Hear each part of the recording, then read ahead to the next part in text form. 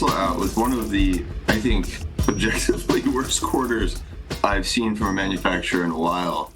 All the stuff you would typically look at, like, free cash flow, inventory trends, just show this manufacturer just screams a manufacturer that is overproducing vehicles or making more vehicles they can sell.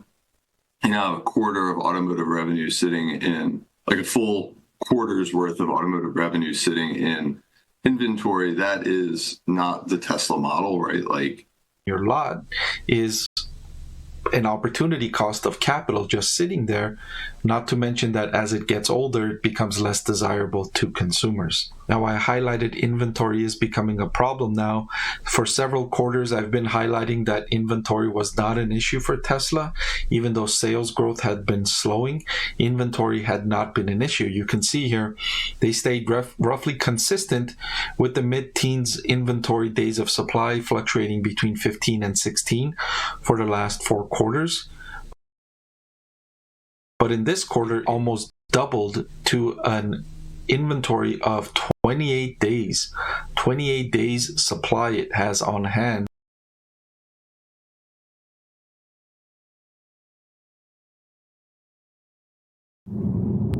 Three of Europe's biggest automakers endured a tough start to the year. Volkswagen posted a 20% drop in first quarter operating profit as it was hit by lower sales and higher costs.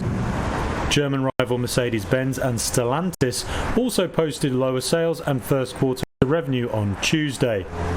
Weakness in car sales affected mass market and top-end models alike. But the automakers promised improvements as the year goes on and new models hit the market.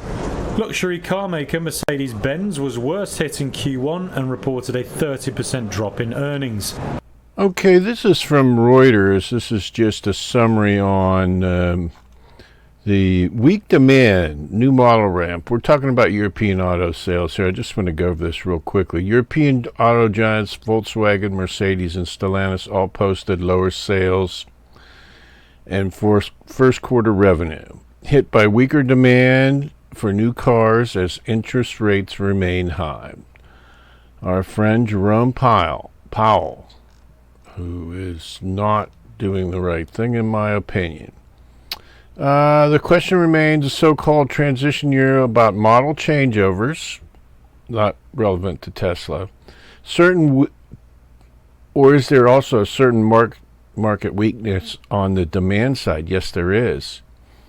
The latter remains to be assumed, also in view of high inflation, high prices, and weak momentum for electric cars. Now, Consumer Reports just said electric vehicles were gaining momentum, but they included hybrids in the mix, and the weak momentum is for electric cars here. But there is a weakness on the demand side overall in the car market. That's what I'm trying to say here.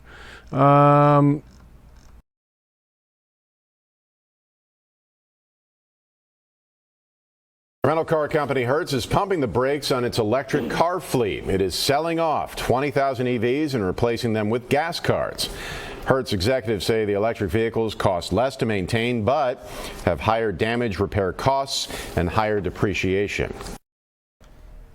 Now, I think that this Hertz Tesla sell-off is a bigger black swan than anyone's giving it credit for. And if you look at the Hertz website here, they're selling 20,000 BEVs, mostly Teslas, but not all Teslas. And look at some of these prices.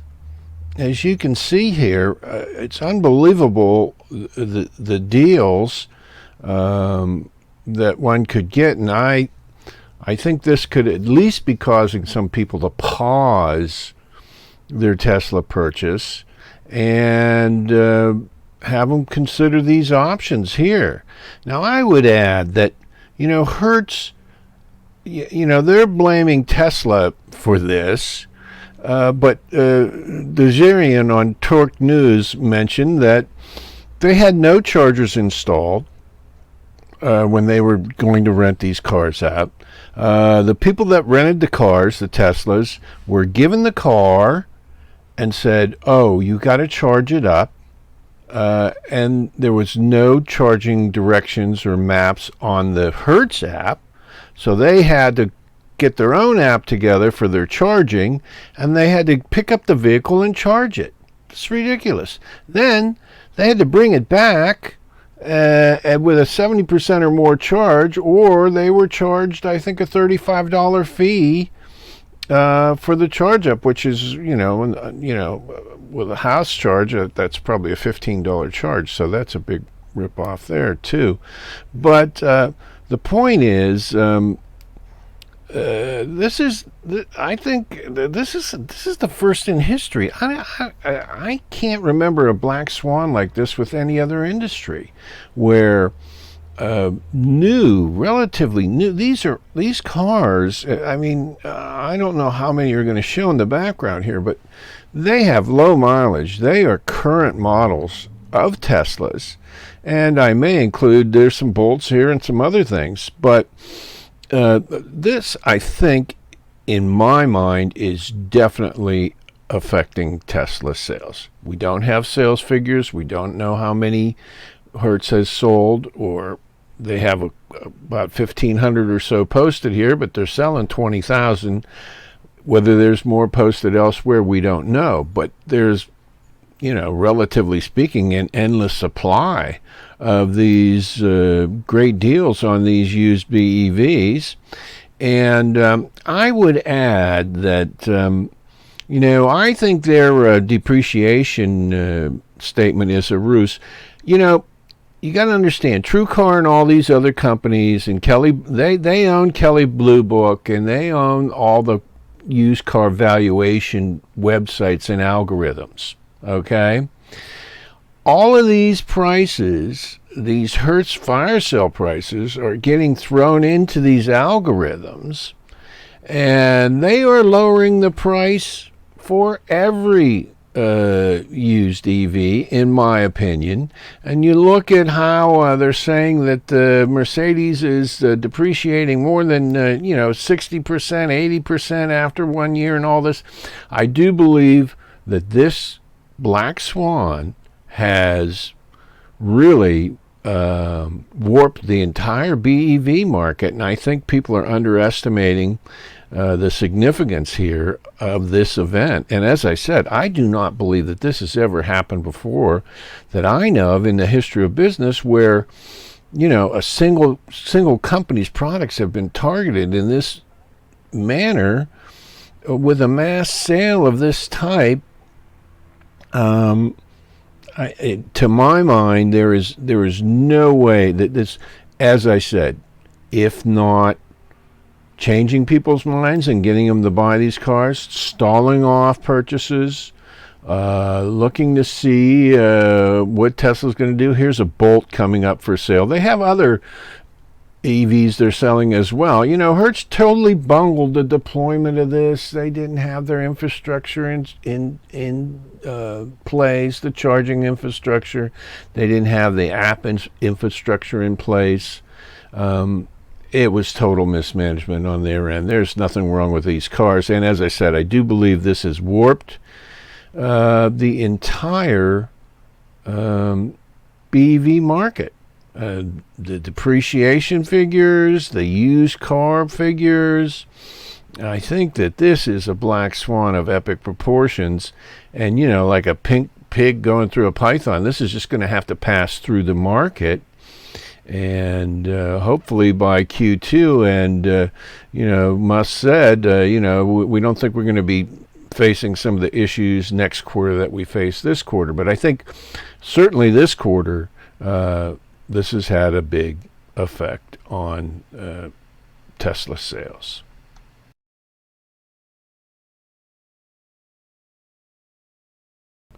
Okay, this is from SP Global Mobility. They study a lot of stuff, including a lot on the battery electric vehicle market. The year 2026 has emerged as a tipping point for an acceleration in EV adoption that will drive automotive electrification trends ahead. So 2026, which is not that far away. It's really about another year. It talks here about costs and ICE being transitioned out. Now, this is the quote. But despite the rapidly growing choices EV consumers have and the unprecedented loyalty rates among EV return buyers, the industry as a whole still needs to tackle consumer range anxiety, particularly for those without a garage or those traveling long distances. For those without a garage means the statistic I have been mentioning over and over again is lack of home charging. This is a good way to put it. If you don't have a garage, then you don't have home charging. Home charging is the key. Now, what they're offering as a solution here is, without home charging, we have problems with adoption. That's why we have hybrids. The solution needs to be a joint effort between multiple industries: automotive, utilities, government, and private property owners, such as shopping malls and apartment complexes. So they're talking about installing public chargers in these locations. As these paths converge, vehicle electrification trends will increase exponentially. So as there's a larger access to public charging, that will solve this. Now you have the chicken and the egg problem. You have the slight rollback by Biden of his whip inflation now program, whatever it was. But I just wanted to mention something else here. By using a robotaxi, let's say we're using Tesla's robotaxi fleet, and we're using private vehicles that are being loaned out as robo-taxis. And let's say, and I have mentioned in my other videos on this, that insurance could be a problem, because technically you should have commercial insurance and financing on a vehicle if you're using it for commercial purposes. However, Tesla may get around this by self-insuring. I don't know, perhaps this wrinkle could be worked out in another way. Or they could have Tesla-owned robo-taxis. But let's say we're using pre-owned Teslas. What they're doing is they are distributing home charging to people that don't have access to home charging. So in other words, by having a robo-taxi fleet of existing Tesla cars that are charging at home, and loaning these out to robotaxi users, this is a way of distributing home charging. And I think this is a brilliant move. What this does is gives access to BEVs to people who don't have home charging. In other words, we're optimizing the use of home charging. And I don't think this is mentioned here, but I think that's key to what's going on right now.